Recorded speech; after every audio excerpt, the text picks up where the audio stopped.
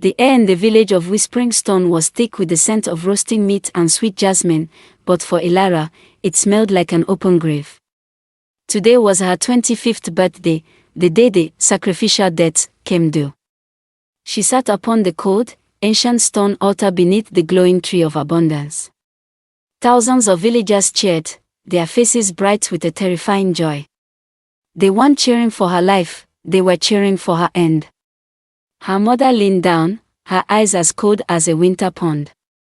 "Thank you for our life, daughter," she whispered. Then, she raised the ceremonial obsidian knife high into the sunlight. The blade began its final, whistling descent toward Elara's beating heart. To understand the knife, we must go back to the beginning. 25 years ago, a cry rang out in the wealthiest house in the village.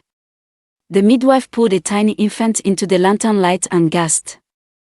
A single, shimmering streak of silver hair ran through the baby's dark curls. The village elder was called immediately. He touched the silver lock and declared, "The death is acknowledged." In most places, parents would weep to know their child was marked for death. But Elara's parents looked at each other and smiled. They saw a golden ticket. They saw 10 more years of rain for their crops and endless gold in their silk pockets. Elara was born a payment. The village of Whispering Stone was unlike any other. While neighboring lands suffered from drought and dusty soil, this village stayed green. The tree of abundance sat at the center, its leaves glowing with a soft, magical light. It provided everything: health for the sick, fat cattle for the farmers, and beauty for the vain. But the tree was a hungry god. It didn't run on water or sunlight, it ran on the life force of the eldest children. Every 25 years, a silvermark soul was fed to its roots. Elara grew up watching the tree's beautiful, glowing branches, knowing every leaf was a stolen moment from a girl who came before her. In the house of Elara's father, gold was more common than kindness. Elara's younger brother, Kale, was the pride of the family. He wore the finest tunics and ate the choicest meats, growing tall and arrogant. He looked at Elara not as a sister, but as a ghost who hadn't left yet. One afternoon, he barged into her room and snatched a hand-carved wooden bird from her desk. "Give it back, Kale," she pleaded. He laughed, tossing it into the air. "Why? You won't need beauty or toys where you're going. This belongs to the living now." Their parents watched from the doorway, silent and nodding. They had already divided her life among themselves, 10 days before the ritual.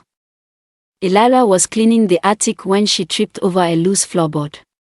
Beneath it lay a heavy, iron-bound scroll. Her heart hammered against her ribs as she unrolled the parchment. It wasn't a curse from a demon or a punishment from the heavens. It was a contract, signed in thick, dark blood 10 generations ago by her ancestor, Elias. He hadn't been a hero, he was a failure who couldn't feed his children. To save his own skin, he traded the soul of every future firstborn for forever harvest. Elara clutched the paper, the ink staining her fingers. She wasn't dying for a noble tradition. She was dying for a coward's death. That evening, Elara confronted her father in his study, the scroll trembling in her hand. "Did you know?" she asked, her voice a fragile thread. Her father didn't even look up from his ledger of gold coins. He sighed, a sound of pure boredom. "Elias saved this family from the great famine, Elara. He made us kings of this valley. You are simply paying the interest on our survival." He spoke as if she were a bag of grain or a stray goat. The betrayal cut deeper than any knife ever could. At that moment, the love she held for her family turned into something sharp, cold, and heavy as a mountain stone. The village tradition began with the last bath.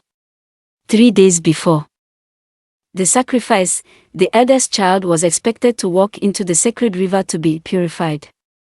The entire village gathered on the banks, humming a low, hypnotic tune. Elara stood at the water's edge, looking at the dark, swirling depths.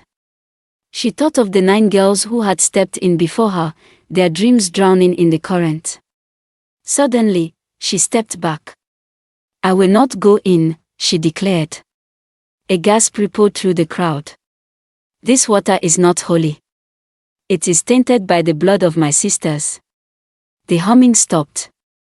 The silence that followed was more terrifying than a scream. Her mother was furious. If Elara wasn't pure, the tree might reject the sacrifice, and the family's wealth would vanish. That night, her mother brought a tray of sweet jasmine tea to Elara's room. "Drink, my blossom," she said, her voice dripping with fake honey. "It will help you sleep through the fear."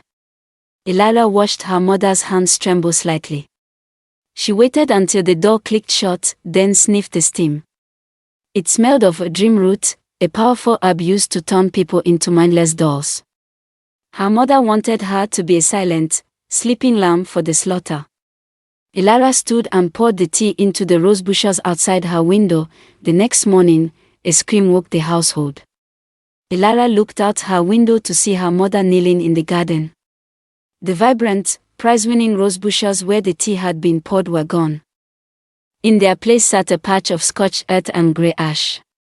The tea hadn't just been a sleeping potion, it was a caustic poison designed to dissolve the soul and soften the bones for the tree's roots. Her mother looked up and locked eyes with Elara. There was no shame in her gaze, only a deep, burning resentment that the offering had survived the night. Elara realized then that her life meant less than a flower to her mother. Elara knew she couldn't win this fight within the village walls. That night, she climbed out her window and fled toward the forbidden peak, a mountain where the clouds never parted. Legend spoke of the Rutita, an ancient spirit that lived where the earth met the sky. The climb was brutal. Sharp rocks tore at her feet, and the thin air made her lungs burn. Each step felt like she was pulling her feet out of deep mud, as if the weight of 10 generations of ancestors was trying to drag her back down to the altar. But her rage was a fire that kept her limbs moving through the freezing dark. At the summit, she found a creature that looked like a tangle of old vines and mirrors. The root eater didn't speak with words, but with reflections. "I can break the contract," it whispered into her mind, "but magic has a weight. If the tree dies, everything it gave will die too. Your family will lose their gold, their health, and their names. They will become the beggars they were always meant to be. Do you hate them enough to be poor with them?" Elara looked into the spirit's eyes and saw her brother's greed and her mother's knife. "I would rather be a beggar with a heart than a queen with a hollow chest," she said. The spirit reached into its own chest and pulled out a handful of shimmering, black, void seeds. It handed them to Elara, their surface cold enough to burn. "Take these. Weave them into your final shroud. They will not save the tree, they will eat it from the inside out." Elara tucked the seeds into her bodice. She hurried back to the village under the cover of the morning mist. She spent the next 2 days locked in her room, hunched over a loom. To the outside world, she was weaving a beautiful death dress. In reality, she was weaving a trap that would bring a 10-generation empire to its knees. On the final night, the door creaked open. It was Mira, her younger sister. Mira was only 12, but her eyes were old with sadness. She saw the black seeds shimmering in the loom. "You're not going to let them do it, are you?" Mira whispered. Elara froze, her heart stopping. Before she could speak, Mira reached into her own hair and pulled out 2 heavy, silver hairpins, the only valuable thing she owned. "Take these. Put them in the cloth. I don't want the gold if it smells like your blood." Elara pulled her sister into a hug, weeping quietly. For the first time, she felt a reason to save the world. As the clock struck midnight, a freezing wind blew through Elara's room. The shadows began to twist and lengthen until they formed the shape of a man in ancient, tattered robes. It was Elias, the first ancestor. His spectral face was twisted with a permanent scowl. He reached out a ghostly hand and squeezed Elara's throat. "You are not a girl," he hissed, his voice like dry leaves scraping on a tombstone. "You are a coin. You are the currency that bought this family a throne. Don't you dare spend yourself on a whim." Elara gasped for air, clutching her loom. She thrust the void seed into the ghost hand, and he vanished with a shriek. The final 48 hours were a fever dream of fear and greed. The village felt the shift in the air. The tree of abundance began to tremble, its golden leaves turning a sickly shade of brown. The death was overdue, and the magic was beginning to fail. The villagers, once kind and neighborly, began to circle Elara's house like hungry wolves. They shouted her name in the streets, demanding she go to the altar. They didn't see a woman, they saw a failing crop that needed to be harvested. Even the village baker, who used to give her extra bread, glared at her with eyes full of desperate, selfish hunger. Kale, sensing the end of his luxury, broke into Elara's room while she slept fitfully. He saw the shimmering ring she had fashioned from Myra's silver pins and the void seeds. Thinking it was a final piece of jewelry to be inherited, he slipped it onto his finger. A gift for my trouble, he sneered at her sleeping form. Elara opened one eye and watched him leave. She didn't stop him. The seeds in the gold were already beginning to pulse. As Kale walked down the hallway, the ring began to tighten, turning his finger grey and cold. The corruption of the curse was finally finding its true home in the greedy. The night before the ritual, the family sat down for their final supper. The table was laden with roasted pheasant, spiced wine, and honey cakes. It was a feast fit for royalty, yet no one spoke. Her father raised his glass, his hand shaking slightly. To the family name, he said, his voice cracking. Elara raised her glass of water, looking at him with a pity that burned like acid. To the end of names, she replied softly. They thought she was being poetic in her grief. They had no idea she was reciting a funeral oration for the very floor they sat upon. She ate every bite, fueling herself for the war. Morning arrived with a sky the color of a bruised plum. The procession of shadows began. Hundreds of villagers lined the path to the tree, holding lanterns that flickered with dying magic. The music was a low, mournful drumbeat that echoed in Elara's bones. She walked with her head held high, wearing the shroud she had woven with the void seeds. Every step she took felt lighter than the last. She looked at the faces in the crowd, the people she had known her whole life, and saw only strangers. They were all addicted to the tree's poison, and she was the only one with the cure. We returned to the altar. The stone was cold against Elara's back. The tree of abundance loomed over her, its branches groaning like a hungry beast. The village elder stepped forward, chanting words in a language that sounded like grinding rocks. Her mother stood over her, the obsidian knife held in both hands. The sun hit the blade, reflecting a jagged light into Elara's eyes. For the village, her mother cried out, the words a desperate plea to the tree.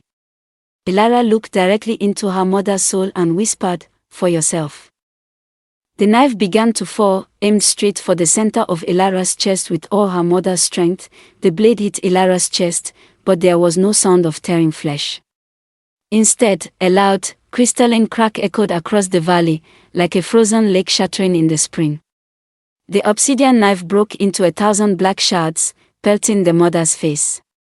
Elara sat up, her shroud shimmering with a dark, oily light.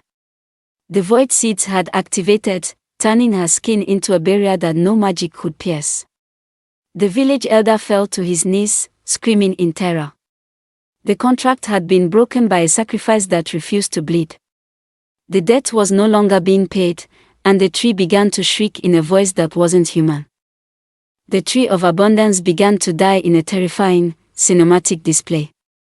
The golden leaves didn't just fall, they turned into black ink and exploded, staining the white silk of the villagers' clothes.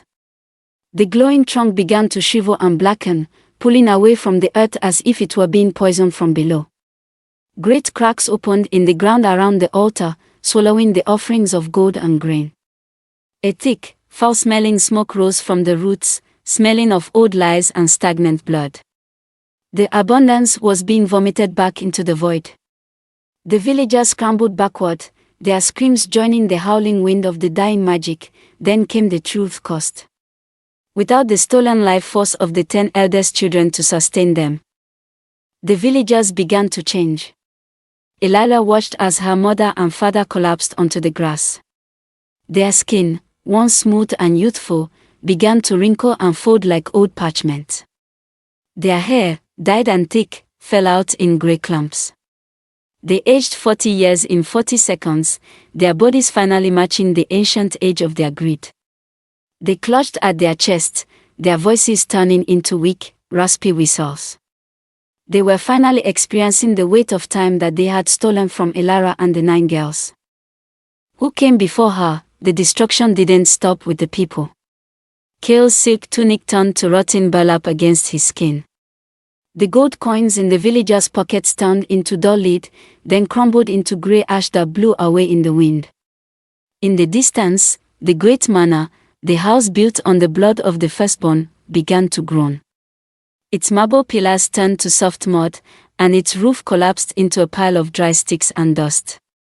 Everything the family owned, everything they had used to look down on others, returned to the dirt. The empire of the Thompson family was erased as if it had never existed at all. Elara stood in the center of the ruins, the only thing still whole. Her mother crawled toward her, her hands gnawed like old roots. "Fix it," the old woman wheezed, her eyes full of a pathetic, childish fear. "Give us back our life." Elara looked down at the woman who had raised the knife to her heart just minutes ago. She touched the silver streak in her hair. It had turned as black as a starless night. The mark of the death was gone forever. "I am no longer a coin to be spent," Elara said, her voice echoing in the dead silence.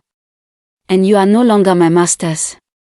You are just people now." Elara turned her back on the ruins and found Mira waiting for her at the edge of the woods.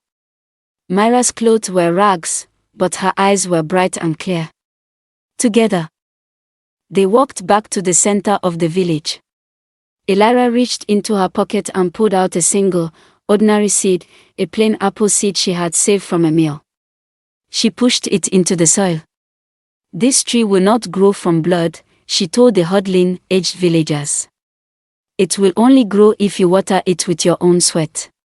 Elara walked away, finally free.